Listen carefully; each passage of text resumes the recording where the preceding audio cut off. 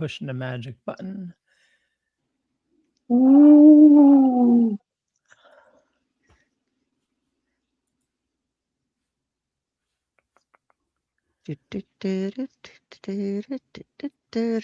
You're on. Hey, I'm Cullen Bunn, the writer of The Sixth Gun, Deluge, and Ripcord, and you're watching Splash Pages. Yeah.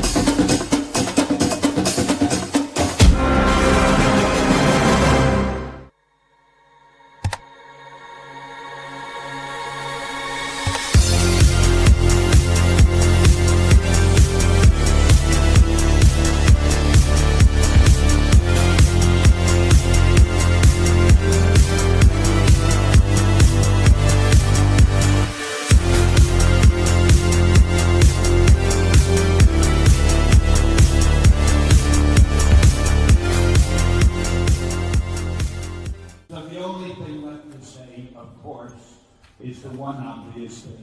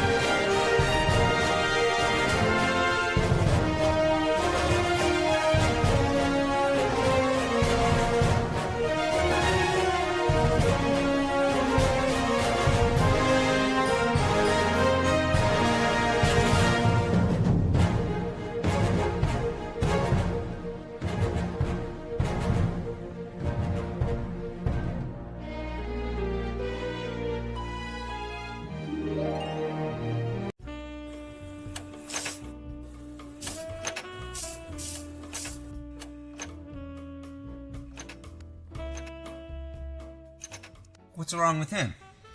His girl just broke it off. It's her father. He doesn't want her dating a zombie. Why? What are they, demons? She is predeceased. An outsider? Mm-hmm. Man, you're asking for trouble. She broke my heart. You're a zombie. Technically, you don't even have a heart. After all of the great cinema that we brought to the world, and we still get no respect. I don't know why he doesn't like me. I'm responsible. A full-time job. You work at a haunted house in October. I'm trying to be healthy. She's a vegan, so... Wait, you're giving up meat? Oh, come on. What are you gonna do? Attack a farmer's market to try to impress her? Now, if he was a vampire, you'd have a much better chance with her death. Yeah, those pretty bastards. I didn't think this would be that hard. Hard? Man, I'm a zombie and I'm black. Oh, here we go. I blame the educational system. I blame the media. I blame George Romero. Oh. How could you be so disrespectful? Coffee? Zombies don't know much, but they do know good coffee. Deadly Grounds. It's coffee to die for, and zombie approved. Who's George Romero? Just have some coffee. Hey, happy Tuesday, everybody. You are watching Splash Pages. My name is Leo. I'm the monkey behind the keyboard here. We have an amazing show scheduled for you as always. And little change up. Mr. Drew, how's it going? Yeah, sorry, you stumped me with the glasses. Mr. Potter? Yeah, you're missing the lightning bolt on your forehead. Okay, moving on. Oh, Mr. Potter. Moving on from these two knuckleheads. Hey, everybody. Thank you for joining us. Happy Tuesday indeed. We have, as Leah would always say, we have an amazing guest for you, everybody. It's going to be a great time. And I'm really excited to be here. And let's see what's going on. Carrie, what's going on? Hey, everybody. I am super excited about tonight's guest. He's one of my favorite people. I'm going to give you an introduction here real quick, but first I need to sip on my Moscow Mule to prepare myself because this is quite the paragraph. Breathe, Carrie. You got this. All right, guys. Tonight's guest is spinning more plates and wearing more hats than a circus in Wonderland. He is a New York Times best-selling writer and award-winning creator of such books as The Sixth Gun, Harrow County, Bone Parish, Jump Scare, tons more, literally tons. They get very heavy. Bring them in a wheelie cart in a convention if you want to get them signed. He's also written for Marvel and DC, where he's had Deadpool kill the Marvel Universe a multitude of times, given us a heavy dose of Venom, and we've got some Sinestro and Lobo. The man has written for pretty much every major comic book publisher out there at this point. He's also involved with Outline Entertainment, creating worlds for role-playing games, and a fabulous prose author. Check out his latest book, Bones of Our Stars, Blood of Our World. I absolutely love it. You can catch him on his podcast, The Colonoscopy. And finally, if you've been keeping up with us in the news lately, you have heard about his founding of the Midnight Lantern Society, which is a nonprofit organization with the goal of bringing a little spooky, nerdy, imaginative wonder to children and families in need. Please welcome tonight's guest, the only man that I have carried a 10.5-pound book on my back to a convention to have signed, the great Cullen Bunn. Ooh. Hey there.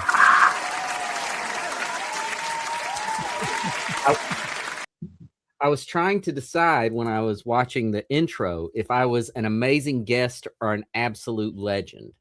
And Both. okay. All right. Yeah. All right. Good. That's the right answer. You're double duty there, sir. Yeah, both is good, sir.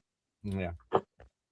And just to let you know, Carrie tells that story of how she almost bludgeoned people getting to you at that convention where she had the Harrow County in her back. It's like it's her Lord of the Rings getting to the volcano instead of dropping in the volcano. It's like, can you sign this? That was a crazy convention to carry that big of a book around. So Yeah, I was not prepared for that size of a convention, but it worked. I'm really sad. I was planning on seeing you this year on Free Comic Book Day, and you aren't coming to the comic book store in Omaha. Hey, Carrie, Carrie, think of everything he's working on. The man needs to breathe. He's got to see sunlight. I was going to pull up the Nightmare Fuel graphic, that his newsletter that shows like current works in, and it's just like, it's a lot. How do you keep up, sir? Because like you're doing everything. You're editing, you're writing, you're putting together worlds, and going to all these different conventions and things. I want to know when you have time to breathe. That is my first question for you. Well, breathing that goes along with it. That's just natural. But what you don't see is there's a chain on my ankle to this desk, and so I'm just stuck here all the time, and that's only a slight exaggeration. Honestly, I want to bring up, before we dive into the comics, though, your prose book real quick, because I've read it. Well, not your only prose book, but your most recent one, the Bone of Our Stars, Blood of Our World. Guys, this is a fabulous book. It's a cross between like it doesn't feel like young adult, but it's young adults could read it and enjoy it. It's kind of got this serial killer crossed with like a Lovecraftian vibe going all together with it, and it's just this beautiful dark story. And I got it, and I also got it, the Audible version of it, so that I could listen to it when I went to sleep at night, because I need better nightmares. And it's wonderful. And how have the reception been for you? Because I mean, I think it's been very positive. The folks who've read it seem to really like it. It's just a matter of making people aware that it exists, I guess. There's my I haven't had any like negative reviews on it. It's all positive reviews. I think the people who really like it get what I was trying to do with it, and even the folks who are kind of like, this isn't my normal kind of novel, they still, at the end, I can hook them back in by the end of that book, because it's a violent book. There's a lot of mayhem and death, but it's also the kind of book that you start one way, you think you're reading one kind of book, and then it's gonna take a left turn on you. You're gonna be reading a completely different kind of book by the end of it. But yeah, I've been very happy with the reception. I took a ton to this most recent convention, and it was my It was my sellout. Usually it's Deadpool kills the Marvel Universe is the big sellout, but this was my big sellout. So yeah, it's getting it in the hands of more people is the task now. Awesome.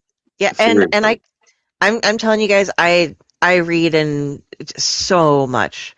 And yeah, this is one of my favorite books of the past year that's come out. And it's also the Audible version if you're somebody who likes to just listen to books rather than read them, or you can do the link up thing if you do the Kindle, I believe. But it is wonderful to listen to it. It's like it's kind of a weird bedtime story, but you can set up Kindle these days to put in like X many chapters. So you're like, okay, this totals about half an hour, so I'll put in this many chapters and I'll listen to it as I go to bed. And then if you fall asleep, you go back and find what chapter you were on as you go to bed again, and you'll have some fun nightmares. It's going to be great. There's characters in it like there's a main character who is awesome that was like a dungeon master, and there's like some problems in his household and stuff, but he's the warlock, and he's running around, and he's like kind of a shady guy at this point, but you get to hear all of the different characters' backgrounds, and it's just beautiful. There's a lot of characters in it, and I tried very hard to make sure every character, even real minor characters that just pop up, I tried to make sure all of them have a story and seem alive. But I'm not kind to those characters. I think the first line of the book, like the header is, by the end of the week, most of these people will be dead. And that's and who are you not to follow up on that? That's right. I'd have to deliver on that promise. I mean, yeah, pretty much anybody out there is going to find at least one character that they relate with, and quite a few of them there you're going to find like, oh, I agree. I get into this aspect of this person, and oh, I've felt that before. I've been there before, and that tied up with just the whole storyline.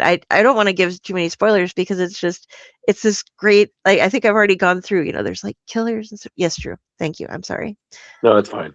I just wanted to pantomime what will happen to your heart when you fall in love with a character in this book, and you're like, yes, it will break your heart. This book will, but you're also going to love it at the same time. It's just Cullen, in terms of, because again, you've written a lot. You've written comics and then books. Like, what's something that you really enjoy, like writing a novel versus writing a comic, and then kind of vice versa, that you're not able to do in the other?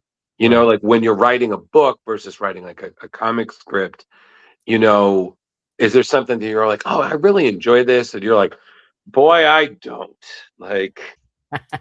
There's a lot of chain could be a little longer. Yeah.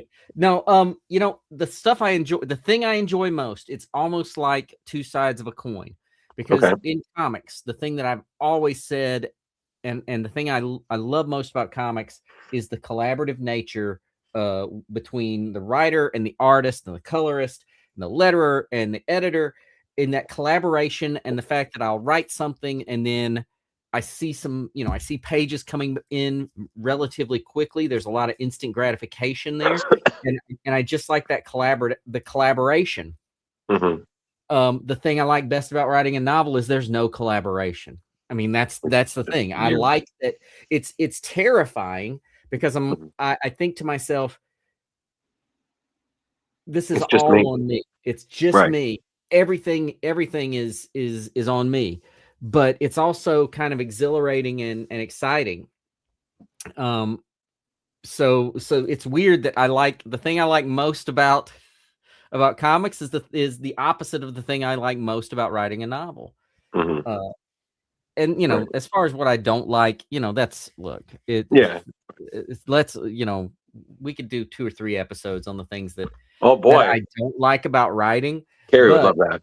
At the end of the day, I make my living telling stories, so it's kind of difficult to complain, to complain too much. I mean, and it's funny because I said that to Carrie. I was like, can he just live in a writer's room in Hollywood? Because everything that since we've had you on, which again, it's crazy when I think about like how fortunate we were to have you and the great Tyler Crook on, your Harrow County collaborator. We guys had you on the same show, your first time on, talking about this book that is just amazing.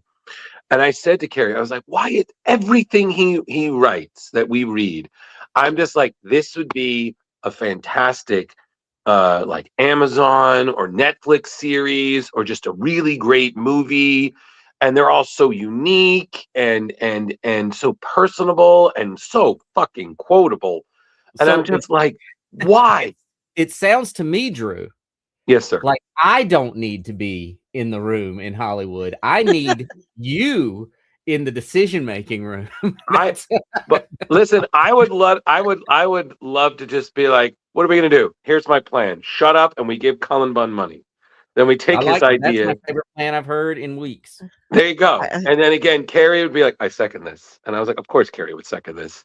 You like, should have the phone call when I'm like, okay, so there's this thing called Bone Parish you need to check out, since we've been I read as many things that you've written as I possibly can. I will say the one thing I'm not really drawn into that much is Gotcha Man. Is just not quite my vibe, but it's a very different vibe from a lot of what I do.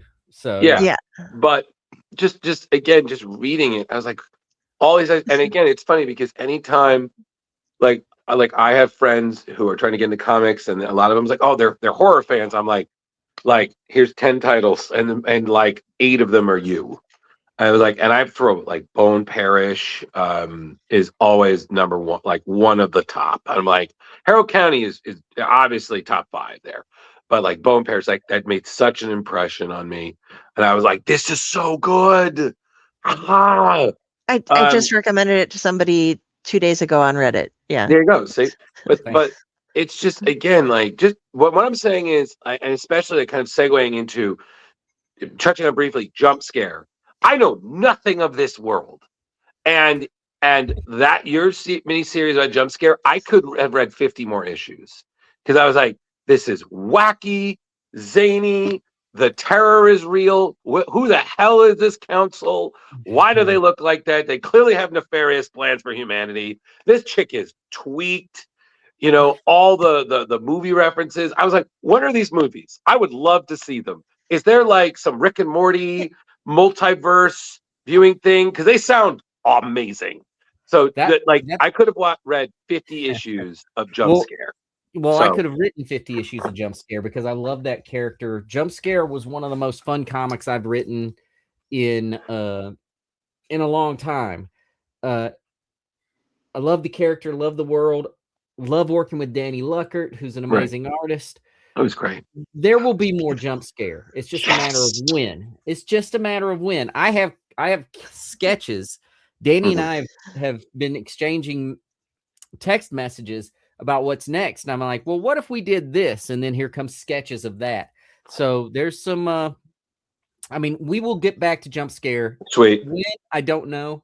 I loved writing that book. I love making up all those movie titles because it originally my plan for that was I was just going to put real movie titles in there. Right. And the publisher was like, that might raise Copyright. some eyebrows on the legal side. So I said, well, this is more fun anyway. I'll just make a bunch of titles that you can tell what movies I'm talking about, but they'll have different titles. And yeah, I would love,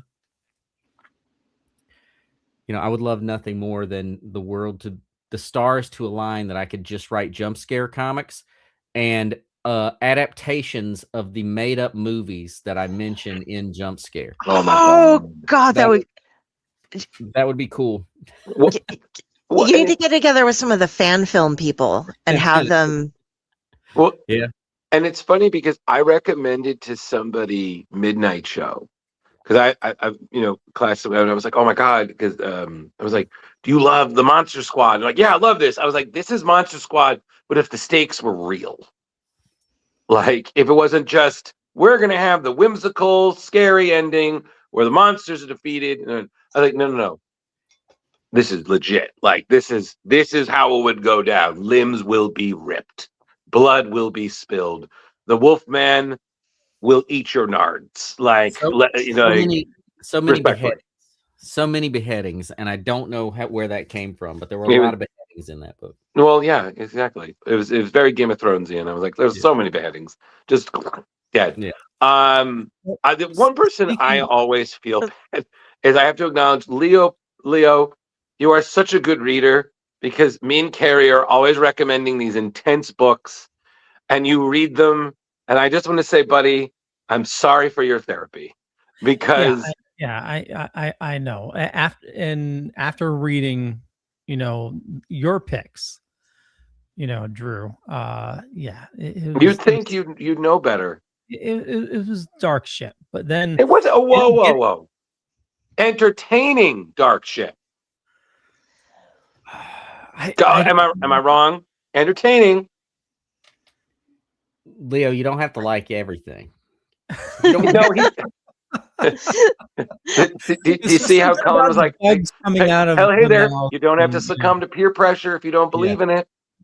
But I do have to say, Deluge and Ripcord, holy fucking shit. I can't wait till we start talking about that. But, yeah, we're getting there, buddy. Like, I know. Yeah. But Cullen, you talking about writing another 50 issues with all this horror pouring out of you. Like, where are you pulling this inspiration from? Like, where do you keep on coming up with these stories? Like, it's just therapy. Yeah, this is my therapy, I guess. Exactly.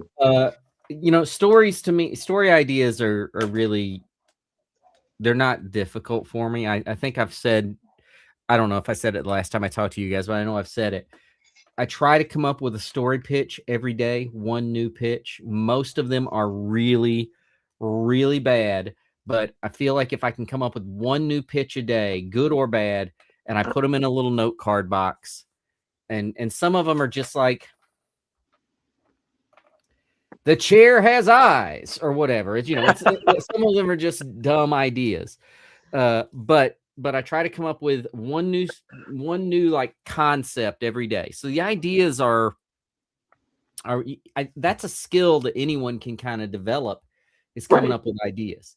And then what you do with those ideas is when you have the potential to write something, you have the opportunity to pitch a new series, you take some of those ideas and you start playing with them until they become real. And sometimes even those stupid ideas can become something very real. And then you can determine the tone and the style and characters and everything else. Well, and you touched on something like, writing is it's a muscle. It's you have to build it. You have to, and it's not just, okay, now it's strong, but you have to maintain it.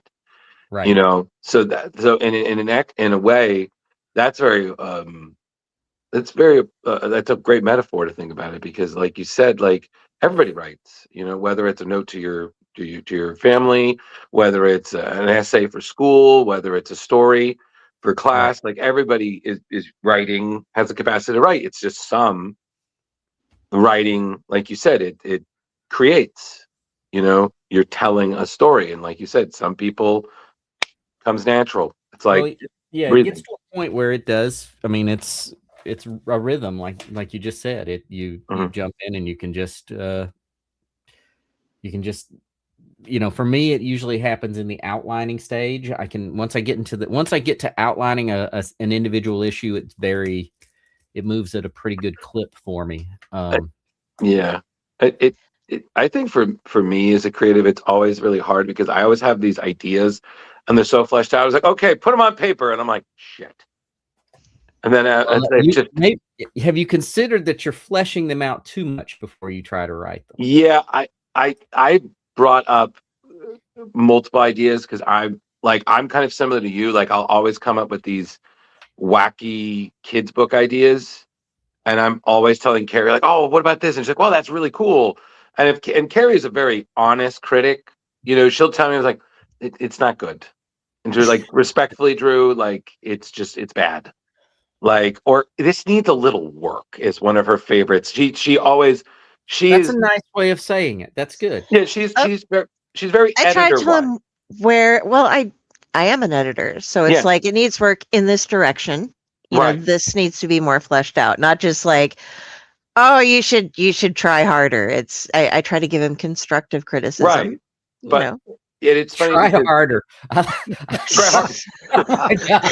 Oh my Create god! better. It's the worst note. Um, The but worst note. I think I might that might Yeah. just break my heart if an editor just called me and said, "Hey, Cullen,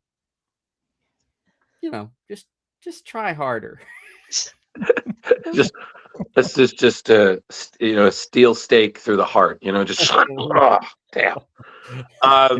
No, I think for me, when I'm doing it, like Carrie, I don't know about you, but like I always try to write the ending first because I'm like I was like the ending is the hardest. Like everything else is easy, and then I'm like, shit, that's a lie.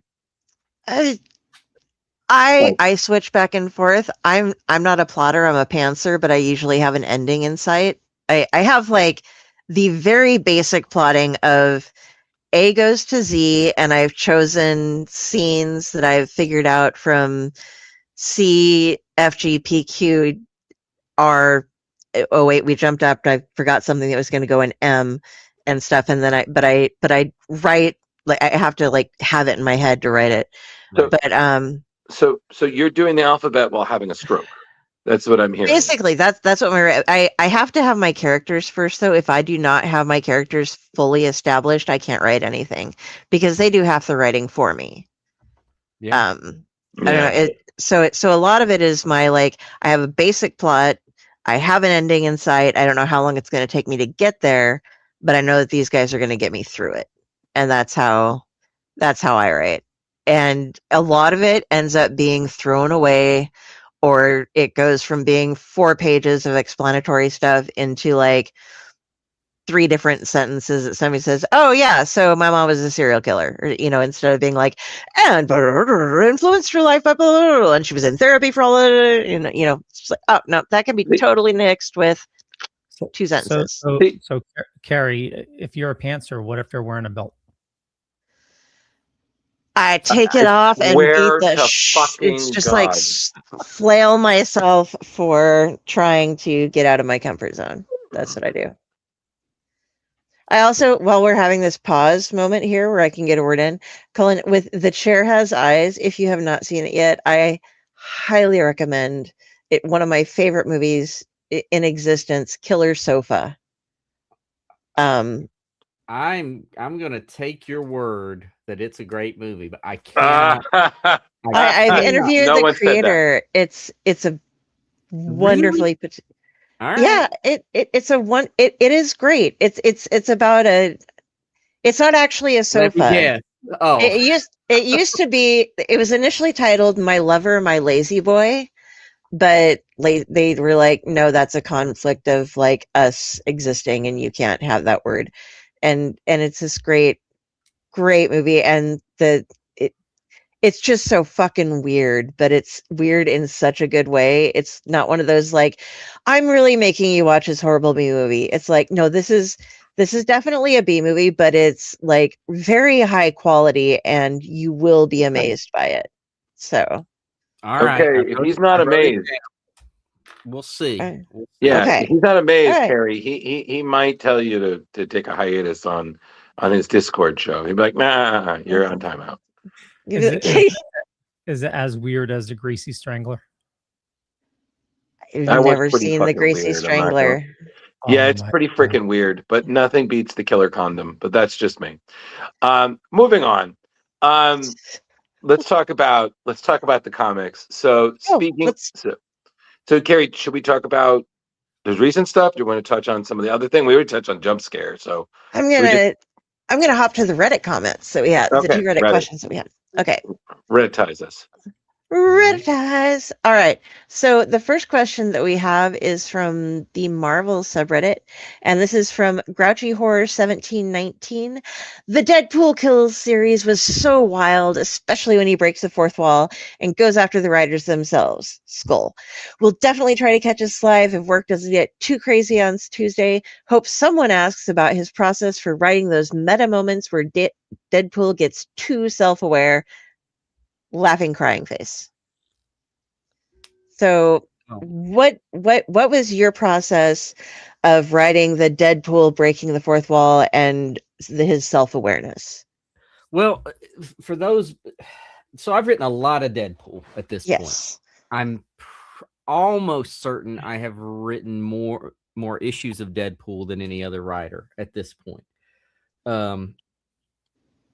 But my Deadpool's pretty. I mean, I take it. My Deadpool has always been very different. I feel like from every other writer's interpretation of Deadpool, he's never been sort of.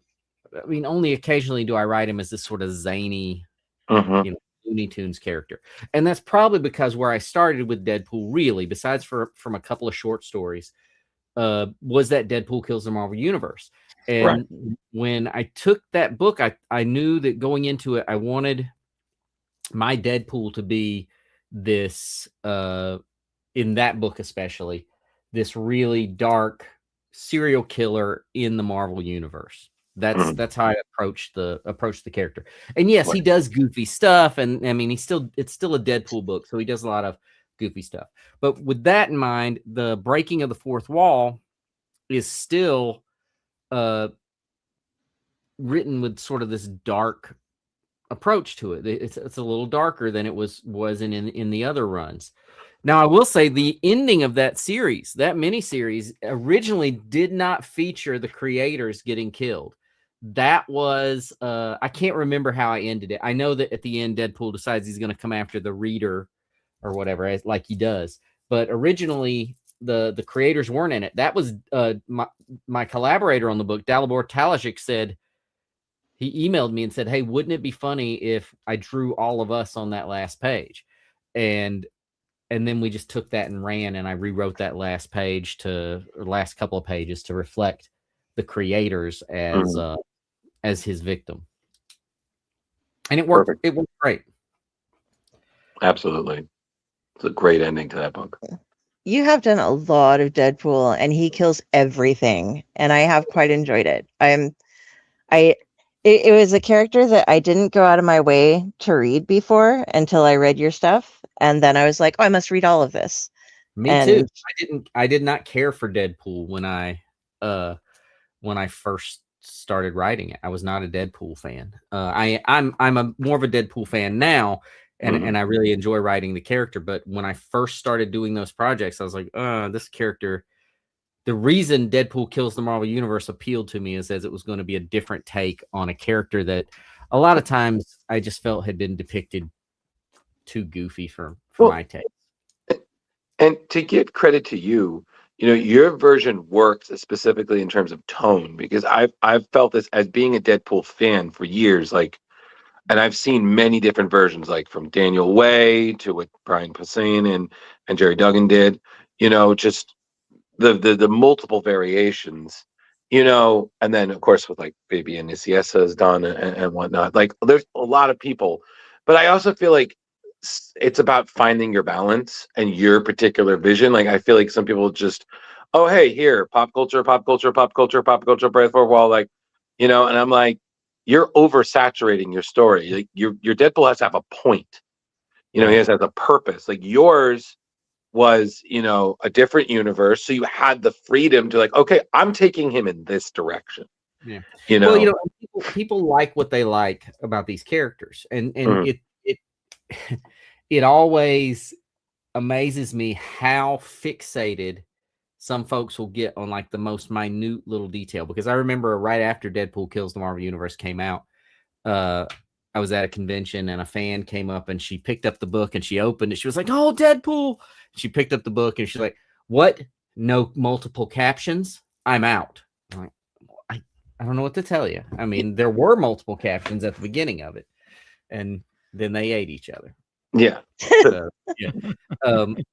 So yeah, people get very fixated about what they like most about the character. And honestly, I feel like that kind of stuff gets out into the ether, and people think this is what Deadpool is, and he can't be any other kind of character. But my Deadpool's very different from Jerry Dugan's and Brian Posehn's Deadpool. It's very different from Daniel Way. It's different from Gail Simone's. All of them, they're very different takes on the same character, and there's all sorts of stories that can be told with that character. That's the thing I like about Deadpool now that I didn't necessarily get, because even when I started writing it, what I knew about Deadpool was what people in the comic shop were saying about Deadpool. Well, yeah, exactly. And like you said, like fans almost through their love of the character, it's almost like they, whether they consciously or consciously, they've kind of become gatekeepers, where it's like policing, like, oh, your character has to be this. I'm like, no, like if my character wants to be this way, it's still the character. It's just not. It's playing a little loose with the rules, and with all due respect, that's kind of what Deadpool does. Yeah. Like if he says you got to ride the straight line, I'm like, no. I'm gonna go backwards. We have a question from the viewers. Didn't Deadpool kind of evolve into his current attitude over time in different writers? I remember him starting off as much darker and less jokey. He was a mercenary. Like when he was introduced, he wasn't funny at all. It was around the time that the great Joe Kelly did it. That's when Deadpool kind of lost his shit and just became, jokey pop culture, fourth wall breaking guy. Like he was basically a parody of Deathstroke. I mean, and eventually they was like, we embraced it. I mean, Wade Wilson, come on. But yeah, absolutely. No, Deadpool is really, I think, one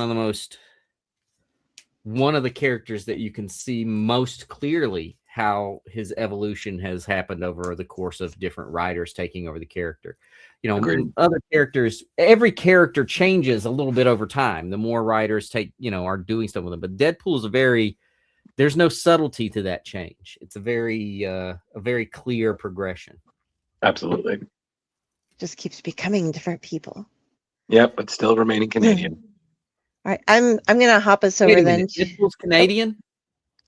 Boy. Wow. I know. The things you learn. Right over. What's next, Derek? All right. So next we have from the comic books subreddit, typical Taylor 9716 says, yo, this is sick. Harrow County was absolutely mental. That Southern Gothic horror vibe hit so perfectly. Been meaning to check out Bone Parish too, since I heard it gets pretty dark, which is what I was like, yeah, you gotta read it. Quick question for the interview. Does he plan on any more horror stuff like Harrow County? That series had such unique atmosphere. Would love to see him dive back in that direction. I'm saying, yeah, you've definitely shown a lot more darkness, but I think part of this question is also like, are we going to be seeing, and I know you get asked this every single goddamn day of your life by people that you run into in the grocery store, are we going to be seeing any more Harrow County in the future? Are we, or anything with that exact kind of vibe going in, maybe? Subtle Gary. So I don't know that you're going to see anything with the Harrow County vibe, at least not in the immediate future. I am working on something right now with Danny Luck. You know what? I'm going to stop myself. I'm not going to say what I'm working on right now. It's okay. But it's got some shared DNA. But the thing is, there's never going to be another Harrow County like that original series. There can't be. Even Tales from Harrow County, which is the follow-up series, which I'm hoping, my hope is that you will be seeing more Tales from Harrow County. It's still got its own vibe. It's a different sort of, feeling series. And if I do my job right, that's always the case. Nice. Once a series is done, there will not be another series like it. Similar, maybe some similarities, but it's always going to stand as a unique thing if I've done my job correctly. Godspeed. You got that Southern Gothic just down, and it was gorgeous, and that's become kind of a fun thing that people have been playing around with. But I think that the reason that people have been playing around with it is because of Harrow County. Oh, I think so. You're welcome, writers. You're welcome. Yeah. I mean, there might have been a taste of it here or there, but you guys really brought it to the forefront. And I'm even saying like I don't know for sure. We've had him on the show and I never thought to ask him, but some of the feel from a few of Philip Kennedy Johnson's Incredible Hulk runs had the same sort of feel where they were encountering like Southern Gothic monsters in that world and stuff. And I was like, you know what this reminds me of? This gives me a Harrow County feel when they confront the preacher and some other things and stuff. So, in the beginning. Yeah. Yeah. So also, The Harrow- Leo the and I are Harrow fighting. County Hulk. I'm That writing would be down. fun. Aw, Jeremy. It's going in my box of ideas. Harrow County Hulk. That would be so much fun. Oh my god, I would read the shit out of that. Carrie. It's okay. I'm making fan fiction right now. Yeah, you truly are. Jar, where it's all good, bud. You'll be here for the next one. He's still Here. writing more stories. We'll have him back. Don't worry. Okay, and then Okay. next, I'm getting our folks in here. So Deluge feels a bit like Harrow County, different art, so different atmosphere, but similar DNA. Yeah, I mean, I think that's a fair statement. I mean, all of these, the stories are all that similar DNA is me. It's, these are all the stories I want to tell. And yeah, there's going to be a little bit crossover. See, I wouldn't have picked Deluge as being very similar to Harrow County, but I can see little threads of things that might strike strike similar chords. And most of my work is going to be in that dark fantasy or horror vibe. So I can see that. But then, in that case, I can probably say I see similarities between, a number of the horror books I do. I mean, if you think about it, Southern Gothic, Bone Parish, which you mentioned, it's a Southern Gothic story. It's a crime story, but it's Southern Gothic crime story. And so it wait a minute, does Bone Parish take place in the same world as Harrow County? I don't know. Maybe. You don't know what it could. Little hint of the voodoo going on there too, Right. which I very much appreciated. I'm going to New Orleans in a month or two with my mom, so I can hit up my voodoo shops. And so it's like we try to go yearly, so I can put my offerings at the Loa altars there. So yeah. Carrie, you stay out of the swamps. I've seen that movie. Okay. So Cullen, we don't want to give away too much, but would you explain Deluge for the viewers? Give us the pitch. The elevator pitch. Oh, I think he's frozen. He might be frozen. Oh, give him a second. Either that or he can hold a smile for an incredibly long time. Well, while we wait for him to pop on back, what did you guys think about Deluge?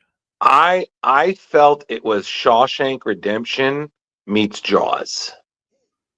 Really? That was my elevator pitch.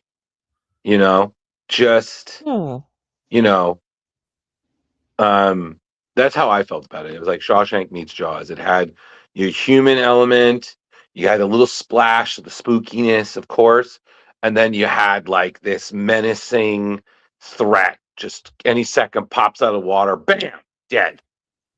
Yeah. See, you got him, Carrie. There I am. I don't know what that there you was. are. You all turned into little buffering circles. So. Oh, you just smiled for a really long time. Yeah, we were It's like pleasant. It's like the smile at the end of Pearl. Oh God. The last question I heard was someone asked me to describe Deluge. Yeah, elevator pitch Deluge. Yeah, and we were while we were waiting for you to come back. Drew just described it as what did you say? I said it was Shawshank Redemption meets Jaws. I like that. I like that. To me, it's more of like Sixth Sense and I Know What You Did Last Summer type of thing. That's okay. Right. Okay. Listen, I don't. That's a weird. I'm writing that combo down too. But yes, Deluge is set. It's set in a women's correctional facility that is built on a floodplain. And when you build a women's correctional facility on a floodplain, sometimes it floods. And in this case, this prison floods so rapidly that they don't have time to evacuate the inmates and the guards and the staff in advance. So they are ferrying out the prisoners in boats, trying to get them to trucks and buses to haul them off and take them to other prisons. And as they're doing that, something terrible washes up in the water. Yep. And when that washes up, it becomes this story of survival and guilt in this prison. Done it. say it's got to be directed by John Carpenter when this comes out, because that's the only feel I had. Like, it's not by any means the same storyline, but I'm picturing like the Thing and the Ward and a bunch of other things that are maybe tangentially kind of related to it, but just have a vibe that I feel flows through it. Not the storyline at all, but the vibe. Well, like, again, like, what I liked about it is, again, like, you had these fantastic stakes, but you made it very clear that no one is safe. So, like, every second you think, like, oh, this person is gonna make it, then suddenly, no, You no, don't survive. Ha. no. I don't really like the idea that there are any safe characters in any story, to be honest. There was only one, and it was the Warden, because he was off fishing. He is the only. It's true. The safe character. Warden is off fishing in Deluge. So He is. I was like, that's the real villain. The guy was like, you know what? all of that setup, by the way, of Deluge is based on a very real occurrence. Of a prison that was built on a floodplain and flooded, and the Warden at that time was on a fishing trip. Wow. Yeah. And that is actually the pitch when you were giving it, and your idea got you to be the first completed story through Ignition Press. Is it the first one to wrap up at Ignition? It is the first one to wrap up at Ignition. So they took your story, they gave you the if you want to get into, I'm going to be talking to a couple of other Ignition Press folks here in a bit, but you were the first one that we've had on since this has all come out. The cold open, how was that for you to do versus a regular comic? I'll let you explain what a cold open is, because I'm sure you've had to do it a number of times rather than me kind of stumbling through it for our crew. Well, yeah. So the cold opens is something that Ignition has been doing with some of their titles, where they are launching with these sort of 10 to 14 page stories, very short stories to get you into the world of the comic. And sometimes they might be preludes, sometimes they might be something else, they might be backstory, but something, a new 10-page, again, short comic to get you into the world before issue 1 launches. You don't have to read those 0 issues in order to follow along with the series, but it's just to give you a taste of it, to let you see what the world's like. And like I said, they're different approaches, different ways to do them. Deluge was actually one of the more difficult ones for me to write. It was a tough script to write, only because I was trying to. The events of Deluge are, this happens now, in this window. This is when it's happening, and writing a prelude to that would have actually, I feel like it would have taken away the immediacy of it. So that's why I wrote a story that takes place within the story. And in fact, when this gets collected in trade paperback, my goal would be that this isn't plugged in at the front of the comic, because the 0 issue takes place after the story has already erupted and after things have already gone wrong. And side note, Cullen, if you don't want to use Shawshank, you could use Orange is the New Black. I feel like that also fits. Orange is the New Black is really good too, mainly because, I mean, it is a women's prison. Right. But again, the thing that blew my mind was, again, when you have your threat, you know what I mean? Like, you expand on it, but there's still, like, what I like is that you don't, like, I feel like sometimes some movies spend so much time kind of explaining their threat, their enemy, the villain. I was like, I was like, no, sometimes it's just bad. Sometimes it is just evil. And for you, your story taps into this, like, primordial kind of evilness. Like it's like how you just, it's like the Deadites in Evil Dead. You don't question that they're evil. They're literally possessing people. It's who are right in the attacking. title. Yeah. You know? Yeah, I got to tell you, more often than not, I feel like the thing that takes the magic out of a story is trying to explain it. I don't, I know where these, I know where these threats are coming from, and there are hints throughout Right. the story of this is where they're coming from and what they represent. But if 10 different readers have 10 different opinions of where these things came from, I'm okay with that. Right. And I feel like my favorite stories have always been those that gives me a chance to contribute, even if it's just in my own head. I like where I get to fill in the blanks. I like to, and it happens, again and again. I get less interested the more elements and backstories and vast histories and vast futures are described to me. I get a little less interested.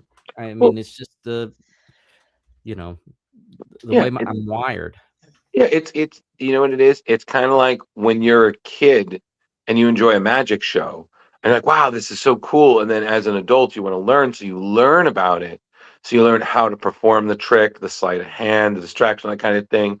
So now but you kind of long for when you didn't, because now you can't appreciate it the same. You perform it, but you Right. know how the donuts are made. So you're like, it's still good, but it's not the same.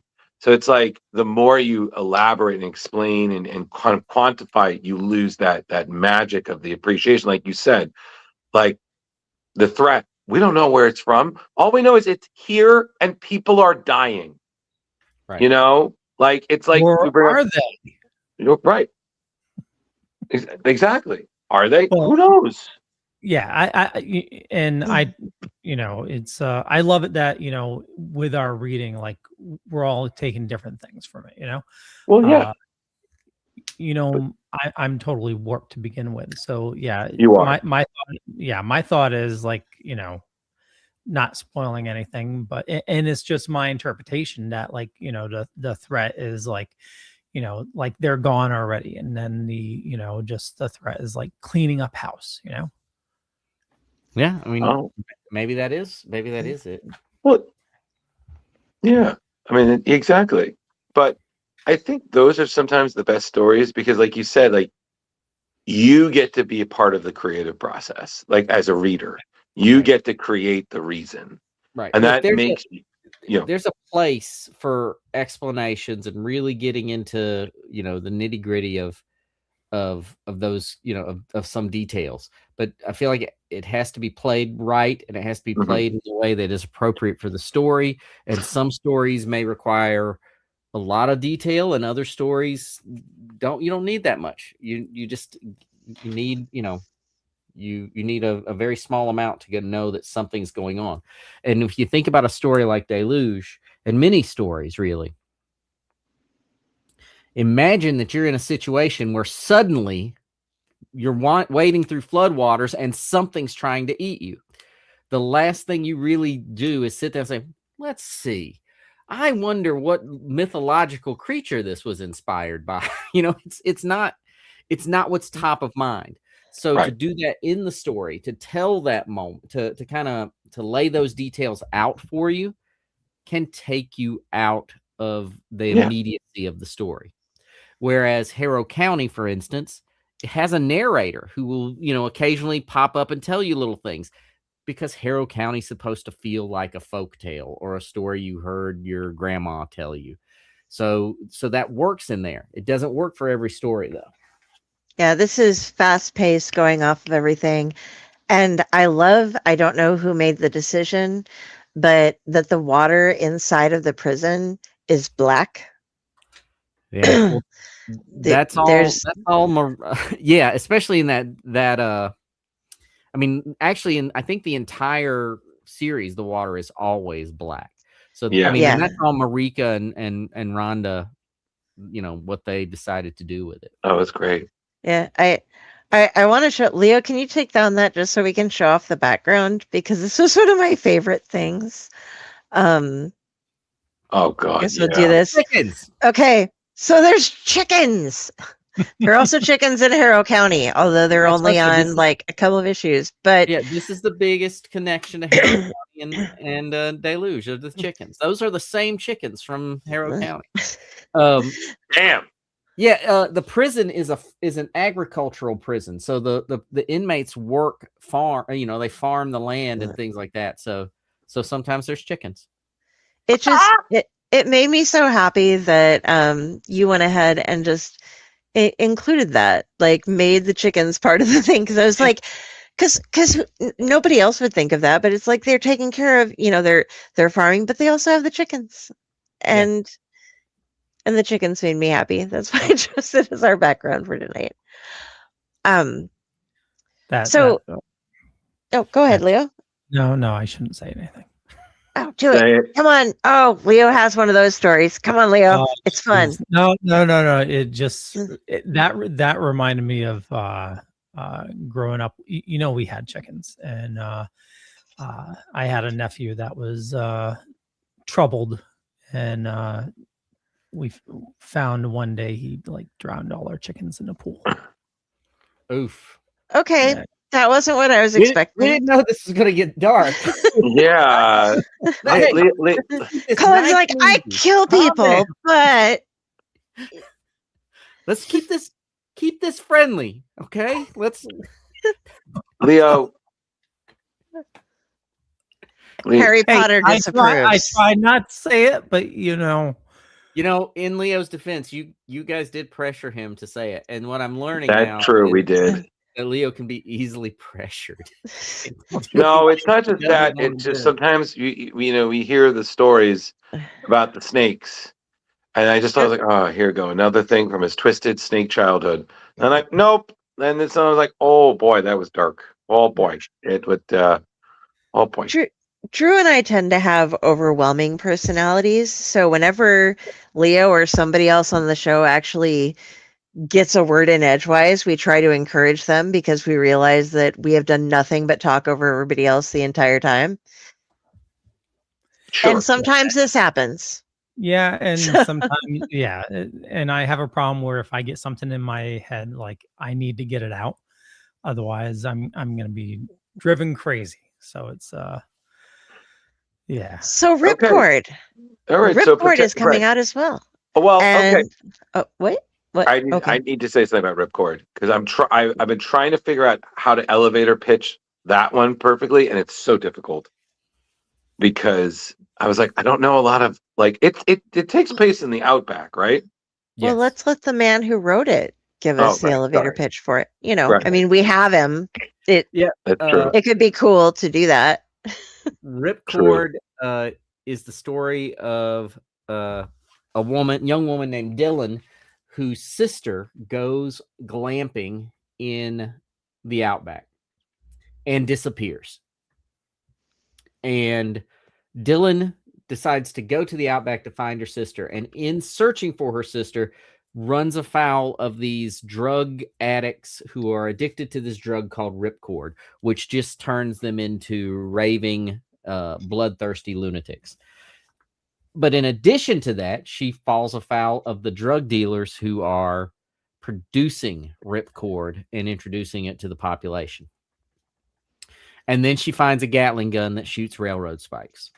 So funny. Drew is like, her weapon of choice. Oh my God. I'm like, I've heard of rail guns, but never one that actually shot rail spikes. So I have an inventor friend, and we talked for a long time about building that gun for real and testing it out, because he's convinced he could build that gun. But I even brought this up to Ignition as a possible promotion, and they're like, you're not building weapons. They had to rein me in. You're not building an actual weapon that could possibly shoot railroad spikes. And so we did not We did not follow that line of thinking. We did not create. Aw. You did not publicly follow that line of thinking, is what I'm hoping. I did not. No, we did not. We decided Oh. not to build the ripcord railgun. I mean, I'm sorry. The second I realized what that was, and then your character was using, I was like, yo, that is so freaking cool. Like, I was like, man, like, again, I was like, just like Ash putting on the chainsaw hand, man. Well, and that was my intent with that. You know, I wanted this, you know, sort of iconic weapon like Ash's chainsaw hand, right? And it fit with the tone of this world, because it's a very violent story. It's not a pretty story to look at times. Although the color palette is gorgeous. Yeah, we really went back and forth on the colors of the book and the way we wanted it to look. And Patricia Martin is the colorist of Ripcord, and just does such an amazing job throughout the series. It's an interesting. It's a visual feast, just through the colors. If not even forgetting the amazing artwork, but the colors really elevate the story, I think. I can visualize it myself in like more red tones with grayer beasts instead of the purple going in the cyan going in the magenta, but it's like no, this really works a lot better. It's brighter, so you're seeing more instead of it, because otherwise it could become dismal, you know. Right. Because there's so much of it. It's like, do you want to keep this brightness going on that still shows the horror going, or do you want it to just be something where people eventually are just like, well, this is kind of dark, flip, you know. It is kind of dark. But yeah, and even like this page you've got up here right now, one of the things I love about that page is it's mostly in the blues, and then the one panel is that dark sort of vibrant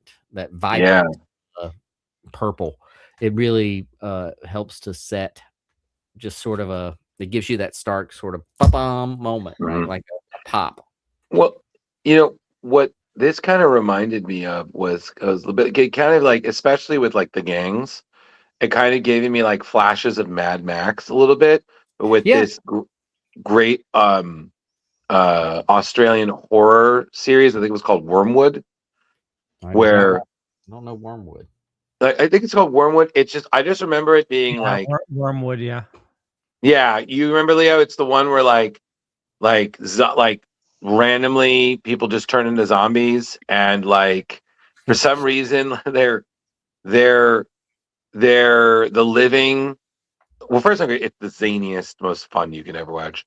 And someone figures out how to use the zombies as some sort of like engine fuel, like gasoline. They could hook them up and they become like gas. I was like, I'm done. Like, and they even have like this one girl who somehow can control the zombies. I was like, you know what?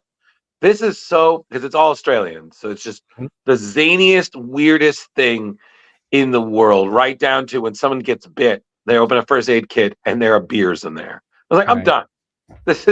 They're like, do you want your beer? Yeah. There's actually a pitch that I've had in my notebook for well over a decade now about it's like a demolition derby story where zombies are fused to the cars or the dead. So there it is. It's out the window. Oh, sorry. But yeah, it was. You can do your take, sir. Yeah. You could do better. Did you join us in that interview? Which one? Wyrmwood. No. We had the girl that survives. Final girl. Nice. That's awesome. No, but like I said, it was just great. It was those comparisons are good too. This isn't an apocalyptic story because it takes place in the here and now, but I like to think of it sort of, it's got a bit of a pre-apocalyptic vibe to it, right? It definitely has those elements, when they get out in the wilds. Well, it's especially what I like, because I thought what kind of reminded me of Mad Max was like, you had the gangs who are just kind of running everything, and then you have this one individual who has some sort of training and whatnot, is kind of rising against for a purpose. And then on top of it, the weapon was just straight up cool. And like I said, it was just like, what made me think of Wyrmwood was just, what the beginning was just, it felt to me, I was like, no, this is a straight up zombie movie. Like, they are ripping people apart. Like, dude. This page right here, when you're like, okay, there are these dogs attacking, and there are these fucking things, and are they skinwalkers? What are they? It's weird. It's in the outback. I don't know all the Aboriginal monsters. And then this one fucking talks to her right here. And you're like, what? This isn't just a zombie or something. There's something that's this fucked up that's killing entire squadrons that still has consciousness and is able to speak. And by the way, this and Bone Parish, like, both deal somewhat with horrifying drugs. Yeah. like drugs that don't, I mean, I'd be, was it Huey Lewis who did I Want a New Drug? Yes. Or whatever? Okay. Yeah. Like, that one is like the Bone Parish song. Sorry. One that makes me feel like I feel If I'm You, I guess, instead. Well, that's true. But I didn't think about that, but now that you've said it, I can't unthink it. Did I unintentionally rip off Huey Lewis? No, you just planted him in my head, unfortunately. No, but, and if you did, don't worry, because Ray Parker Jr. did it first, so it's fine. I've only recently heard that story about that Ghostbusters. Really? Song. That is new knowledge for me. Like within the last 6 months, I would imagine. I'm a Ghostbuster, so this is like I was like in middle school or high school when I found out, and I was like, okay, I mean, they're both good songs. Like it's like, I was like, okay, and like, with all due respect, I hear Ghostbusters every Halloween. When was the last freaking time I heard I Want a New Drug? Like I don't understand what we're talking about right now. I'm raising my hand. No, because you're about to learn, like I did. Yes. Yeah, Carrie. So basically, Ray Parker Jr. I don't know if it was. I think it was confirmed because I think it was settled out of court. But there was a lawsuit by Huey Lewis that he lifted the beat, and like essentially a lot of the beat and the rhythm from "I Want a New Drug" was essentially what was Ghostbusters' like foundation. And if you listen to them side by side, they're very similar, to the point where it did go to court and it was settled outside of court. And the only reason that it came back on was, I think, one of them, Huey Lewis or Ray Parker Jr., referenced it in one of those like behind the VHS, behind the music thing. I'm like, well, you mentioned it, so I'm going to sue you again. I'm like, okay, like, it's just petty. Like, again, he's Huey Lewis and you're Ray Parker Jr. Huey Lewis, Ray Parker Jr. So it's kind of like the what was it? Men at Work song, Down Under versus Kookaburra Sits in the Old Country. Yes. Kind of thing. Okay. Except not as famous. Yeah, and Ray Parker Jr., he needed to like hand over all the proceeds, right? Something there was definitely something arranged outside of court.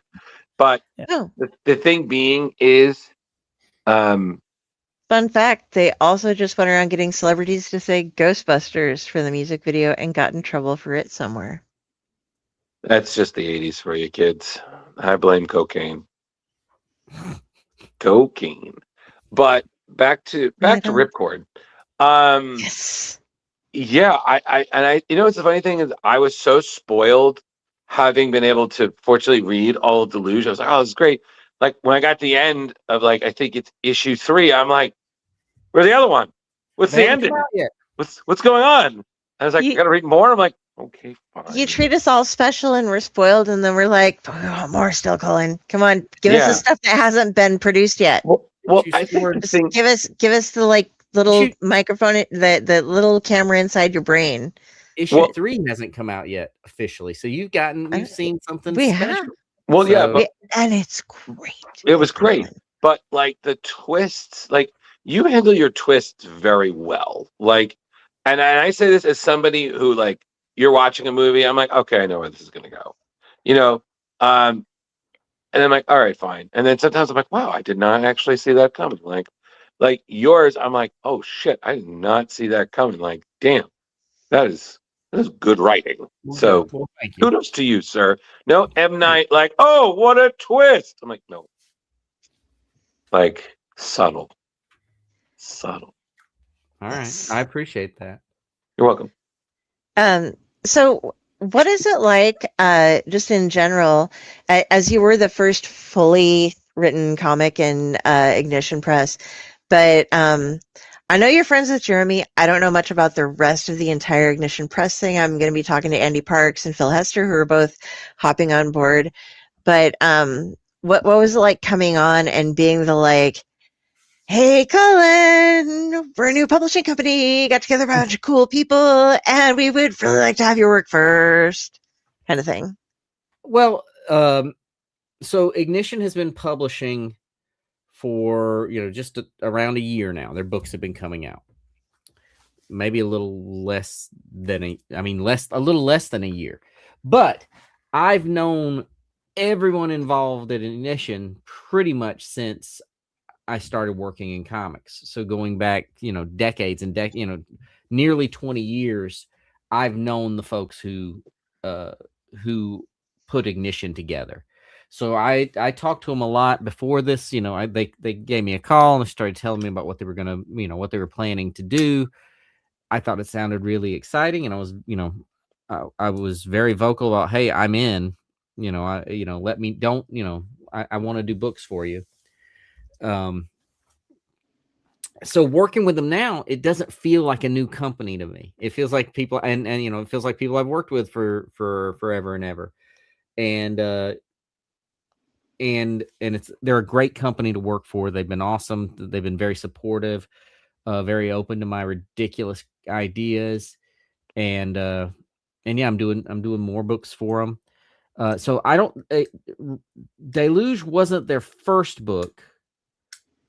That was, I think, was Murder Podcast was their first book, and then Voyeur, which both great books, and then Deluge. Mine just happened to wrap up first. Yes. Yeah, Jeremy Hahn did Murder Podcast. I wasn't. Who did the second one? I'm not. And Beauty was also a big part of. He did Murder Podcast and Beauty. But you're talking about who did the second book I mentioned, Voyeur. Yeah, Voyeur. Leah Williams did Voyeur. Okay. Yeah, I have been in love with all. It's not that we hate the big two and stuff, or whatever number they're at this point. But after Time Falling, and before that even, there have been so many great new creator-owned publishing companies that have been coming out that there was the emergence when Image came out way back in the day, and now it's like there are like 15 Images that have come out, and maybe not all of them survive. Right. They're doing their best, but there are a number of them that are doing quite well, and they're all inviting people over, and it's just like it's not you can only play in our playground. It's you can play everywhere, but you can own your own stuff in our playground if you happen to come over. You don't have to sign away your rights from anything else. And I love that that's happening for comics. It makes things a little bit more expensive, perhaps in some cases. Like Distillery has their size and format and things that are slightly different than other things. And some things were going off of Kickstarters, and I know that Ignition did some Kickstarters and some that weren't, and they're kind of playing around and seeing what works the best with things. But what are your feelings with having all of these new creator-owned press things available? I mean, you're spending a lot of time with Ignition. You can't spread yourself much thinner than you already are, because Jesus, Colin, you're, like you said, chained to the goddamn table at this point. But do you think it's a good moment in comics with all of these coming out for people? I think it's I think it's a good moment in comics. I think that we're on sort of the precipice of, should things go right, it could be really good in comics for creators and fans. And yeah, I'd love that there's so many publishers out there who are willing to take a chance on creator-owned books. And that's nothing against big, like licensed properties and big 2 books and things like that. Those are fun too. And I love that creators can do the kind of books they want to do. My heart and soul is in creator-owned comics. There are others who are like, I want to draw whatever, some licensed character, and they love it, and that's their goal, and that's what brings them joy and gets the best work out of them. Good for them. I love that all of that is available. I think there still could be more. And I think, getting the eyes of readers, and this, I said it earlier when I was talking about the novel. The only drawback with there being so many books coming out is it can be it's very difficult to be heard and be spotted among all of these amazing books that are coming out. So it becomes marketing and branding and spreading the word and getting the books in the hands of a reader, letting them hold it, letting them see it. That's the big challenge now. Back when I worked at a bookstore, they'd knock points off your mystery shopper when someone came up and said, "Hey, I'm looking for this book." If you didn't put it if you had to take it off the shelf and put it in their hand, or you got points knocked off. It's crazy. But the truth of it is, that's the value of conventions and store signings. It's people who may not have seen the book on the shelf because there's all the pretty colors, all the pretty pictures. It's getting that book into the hands of people. Indeed. There's the challenge that you go. That we all have to figure out at some point. Well, that's where obviously word of mouth, but everybody going to your local LCS and asking for these books as well, because your LCS buyer might not know of some of the newer books or whatnot. I know my LCS, shout out to Sarge's Comics in New London, Connecticut. The as soon as you walk in, the first section is like an indie comic section, and it just keeps on growing. It's just amazing, and it's normally the first area I hit before going over to Batman and DC. and Leo, everybody who's watching right now will be able to hop over and follow Cullen's page on Splash Pages, correct, on our website. And if you go to his site, you can obviously get yourself set up. If you want to show it real quick, Leo has been doing a lot of work over on the Splash Pages site, and we're getting everything set up a lot. So if you're a creator and you've been on our show, you're going to have a creator page.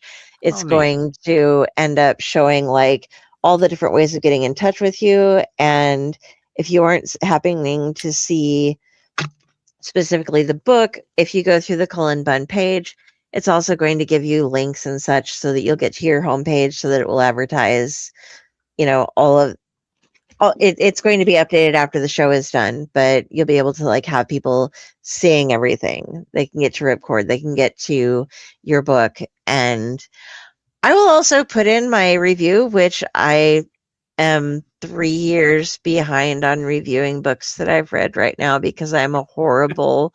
I'm like, but I interviewed them. Isn't that good?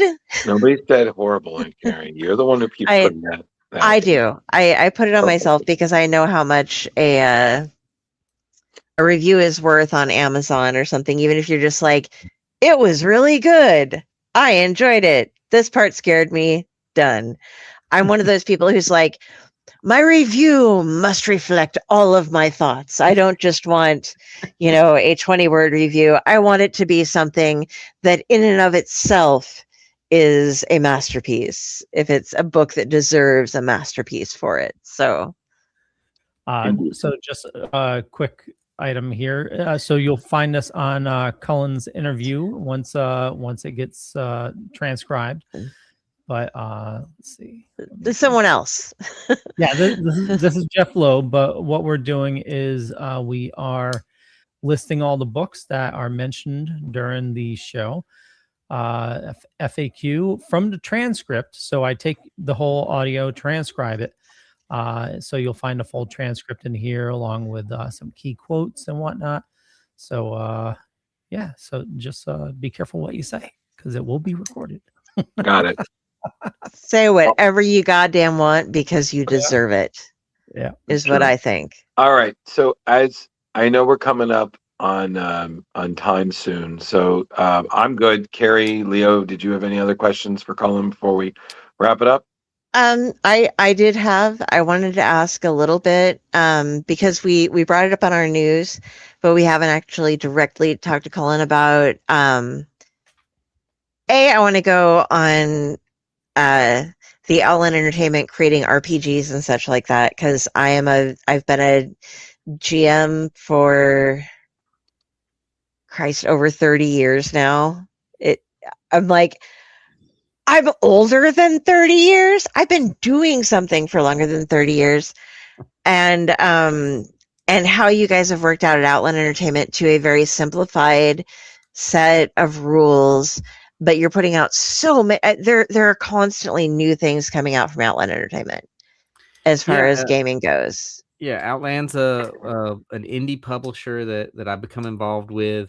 They do comics, prose, novels, anthologies. They do board games. I mean, they just do a ton of different kinds of projects. In recent months and years, I've been working on with them to do some to do role-playing games. We created a system called Quill Codex. That is a very simple, easy to play role-playing game. You can jump into it, pick it up, play it. It's not rules heavy. It's very simplified so that you doesn't get in the way of story. You can pick it up and play it. And Quill Codex is free on Outland right now. You can download the entire game system.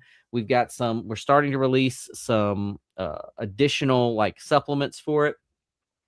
But it's free right now on Outland. And in fact, I'm pretty sure as of this recording, everything on the Outland site is at 50% off. So they're having a huge sale of all sorts of awesome material. And we're going to do more Quill Codex supplements and sort of, setting books and, monster guides and things like that will be coming out as time goes on. But if you just want a real quick rules light game, you can go right on to Outland Entertainment and download it right now, and you could start playing in minutes. And Quill Codex, interestingly, has its origin in comics because during the COVID lockdown, I started releasing a series of one-page comics, a continuing story, all drawn by different artists, and it was told it's a fantasy story told in the tone of one-page ads for a role-playing game. Because when I was a kid, I loved the Dungeons and Dragons ads, which were one-page comics. So every edition is told like a one-page ad, and at the end it says, if you want to play Deepest Catacombs, the role-playing game, it's going to ignite your imagination or whatever. But there was never a Deepest Catacombs role-playing game. So I started when I was writing that, writing and publishing that comic, I started putting together rules for a Deepest Catacomb role-playing game, and those rules eventually became Quill Codex. Nice. And Deepest Catacombs is high on my mind right now because I have another entire issue almost of Deepest Catacombs that I was just looking at today that I'm going to start publishing in my newsletter. One page in every newsletter, you'll get a new one. That's awesome. I need to talk to you about something after the show, actually, about role-playing games and comic characters and such. The last thing that I wanted to bring up, if these guys were both done, and I think Leo we'll let Leo do the wrap-up question for the show that he always does. But would you like to go a little bit and explain the Midnight Lantern Society to everybody? Because it's something I think we should really be publicizing. Yes. Yeah. So it's Midnight Lantern Foundation. Oh, sorry. So the Midnight Lantern Foundation is a charity organization that my wife Cindy and I started talking about a few months back. We brought in some friends to help us make it a reality. And the Midnight Lantern Foundation exists to help families in need and to, if you make sure that kids and families that need it have great birthdays, holidays, events, but we do it all through the lens of dark fantasy, horror, fantasy, science fiction, all the things we love. So we are making sure we're giving families, gift sets and for the entire family. We're doing gifts when times come around for holidays and things like that. But it's all focused on the things we all loved. And you can find out much more about the organization at midnightlantern.org. You can donate through there if you want to. Right now, we're keeping it pretty close to our area for our initial families that are going to be recipients, just to start things off slowly and not get overwhelmed. But you can even recommend families and kids on there to be recipients.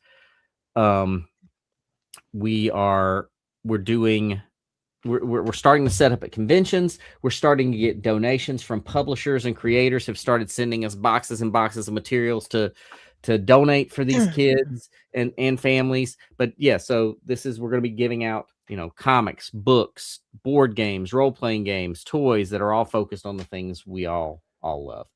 But yeah, midnightlantern.org, you can find out all about it. And we're even in May going to launch an old school zine, and it is very much a zine that we're going to be publishing. It's called the Midnight Edition. We're going to launch them at a convention that's coming up in May, and then after that we're going to make them available digitally and in print for people can order them as well.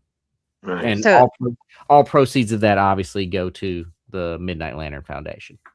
So if you're a creator and you fall in those categories and you want to help out, you can perhaps donate like PDFs or something like that. Or if you can afford to donate physical copies, is that something you can do? Yeah, you can donate anything you want, anything you feel like would be appropriate.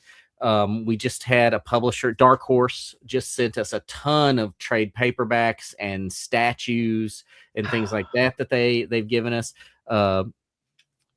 Creators have sent us, copies of their comics. We've had stores give us statues and things, and and we evaluate these things, and some of these items go to actual gifts for the recipients. Some though might go for, we might have, we're gonna do events here to raise money, so they might be raffle items or auction items and things like that will also, depending on the item and what's right for who. That is so awesome. Yeah, I'm excited about it. Like I said, we're very very new. We just started. We made our first convention appearance at Planet Comic-Con in Kansas City. We've got a ton more that you can find out about on our website or my website. And one of the interesting things we did at Planet, everybody who came up to the table could take a 3-pack of comics away with them. So we were just giving comics away hand over fist while supplies last. And we're going to do that at pretty much every convention I attend and every convention the Midnight Lantern attends, as long as we have materials to do it. So if people go to a convention, I've always felt like there's no reason you go to a convention. You can walk away with some comics, even if you have not one dime on you. I want to make sure you can walk away with some comics if you want them. I was just getting ready to break out my Outland coin that I got at Outland was doing coins one year. Yeah, I love that. I just can't find my purse. It's buried. But so Leo, you got the generalized question. Always gotta toss it over to you, sir. I'm always nervous about these generalized questions. No, it's when you're not chained to your desk, when you find a key and you can unlock yourself, what are you dorking out about? Like what are you using to decompress? You building models, you collecting trains, you watch movies with your wife. Oh, Cullen, you fool. Sometime over the summer, I bought a pinball machine, it's a 1980 Flash Gordon pinball machine, and my intent was to restore it. And it has not changed, not one whit, since I brought it in. I cleaned it up really well, and then I did something to break the sound on it, and now it just sits in my studio staring at me and taunting me. So I do love, I do plan to fix that pinball machine up, paint it, get everything, new sound cards, everything. It's going to be amazing when I have time. But yeah, I play Dungeons and Dragons a little bit, not often, but I mean, about once a week I play Dungeons and Dragons, and I still play D&D with people I was playing Dungeons and Dragons with 40 years ago. Which is kind of interesting in this day and age. I think it's awesome that you can.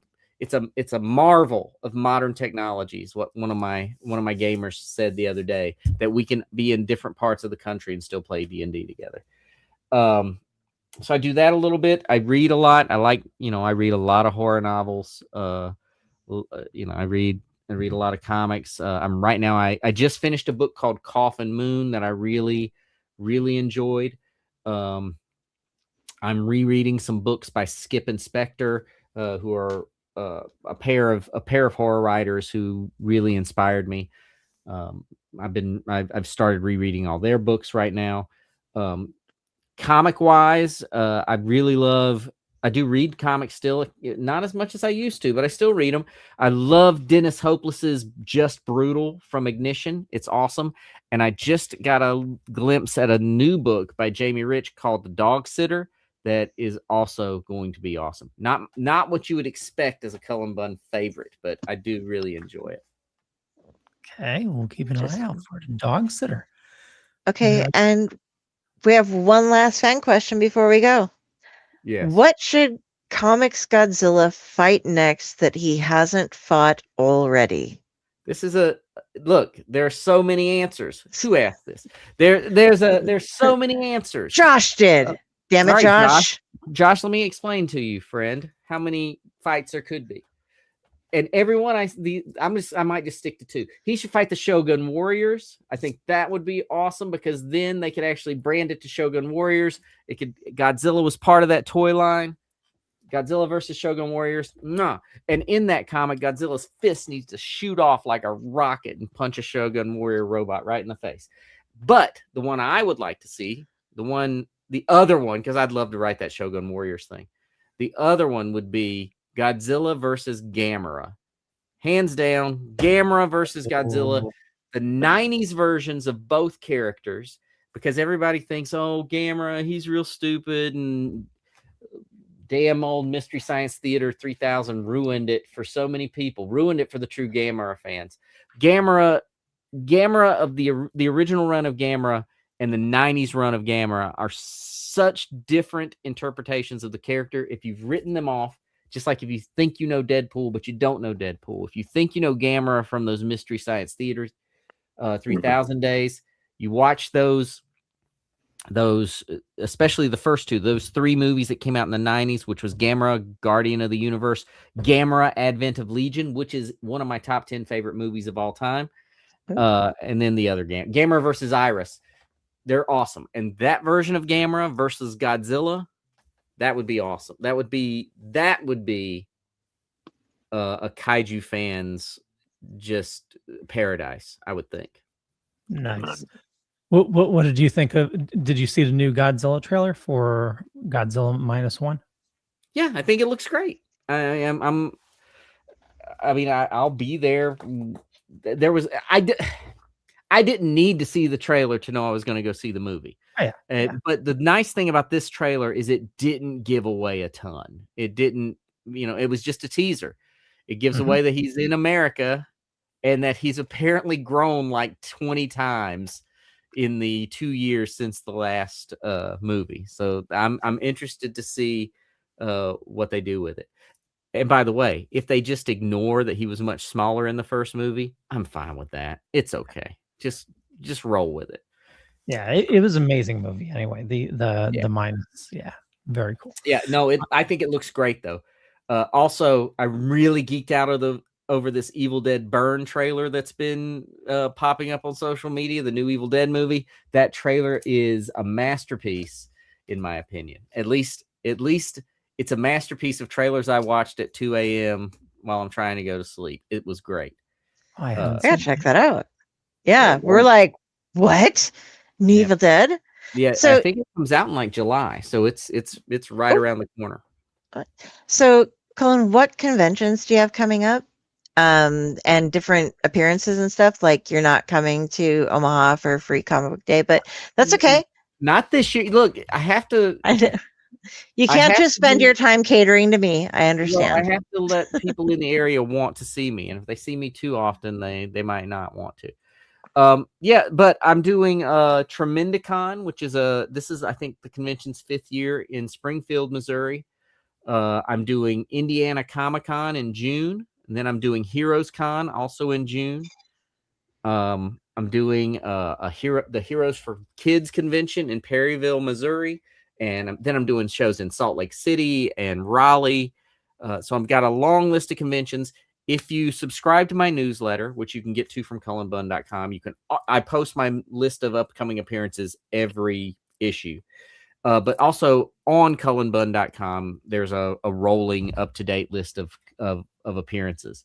So I've got a lot on there already. But I'm actively adding conventions. I'm already adding into 2027 for the shows I'm going to be doing. And that, I will say that if anyone wants me to come to a show, the only surefire way to make it happen is there's no surefire way, but the best way to make it happen is to talk to the people who organize those conventions and get them to invite me out. All right. And then I know you have a very active Discord. I'm on it. What is the best way though? I know on your website you have all of the different links and stuff that'll go through, but what is the best way to reach out to you if somebody wants to personally contact you for either just chatting or for inviting you to a convention? Yeah, you can definitely reach out to me on Discord, but the very best way to reach me is from my website. You can just email me right from there. I would have said the best way is somewhere on social media, but I don't really have I'm not as active on social media like Blue Sky or Facebook as I could be. So right from my website's probably the best, but then Discord's a second. Okay. Awesome. Well, if you head on over to splashpages.net or splashpagescomicbookclub.com, we have Cullen's right on the front page there, and you can get all his information. And, also everybody on the show here has their own spot as well. So you can find like all the links for Carrie and Drew. Carrie, close us out. Hey, everybody. Before Drew. All right, before we go to Drew, if you want to find me, go to Facebook. I have all of the social media things, but I only really am active on Facebook and Discord. But if you go there, you can find me. There'll be a judgmental crow staring at you. That's how you know you've actually found me. And I just share everybody else's shit or keep up with other people on other websites because I'm old and I'm stubborn, and that's how it's working. Although I am pretty active on Discord, so if you find me there, things are good. I am on Cullen's Discord, so you can find me there. Go check it out. Follow some other Discords that I'm on. It'll be fun. We'll be friends. I have a talking squirrel who is mute.